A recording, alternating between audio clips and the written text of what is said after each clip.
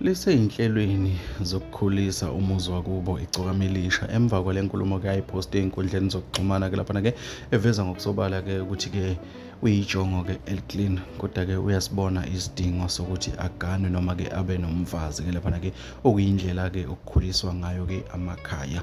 Bafowethu ngicela ukunibingelela la kwisiqinisa kwe-SM Media. Baqala ukusijoyinela leli khasi bafowethu, ngicela benze ubulungiswa bagcinezele button ka-subscribe baphinde balike lama video enginenzela wona. Bafowethu le nkulumo kaMthandeni ihlaba abantu abaningi umxhwele laphana emva kokuthi aveze ukuthi cha naye uyasibona isidingo sokuthi kumele abe nomfazi laphana sikhona emva kwale post bekade ayenzile laphana sikhumbule bafowethu ukuthi le nsizwa esikhuluma ngayo uMthandeni umfoko waManqele insizwa siphumelela kakhulu endimeni kaMaskandi yaphinda yaduma ngezinto ezinhle laphana emva kokuthi ivuse ikhaya la kubo laphana njengoba esekhuluma nangendaba ezithinta ukuvuka komuzi laphana ngokuganwa okuyinto le abantu abaningi bebekade ngamehla bomfo. Sikhumbule futhi ukuthi laphana noKhuzani umfoko kaMpungose ushilo wathi ngazo i-15 zika December ziyawushaya laphana nakho noMthandeni eveza inkulumo kanje.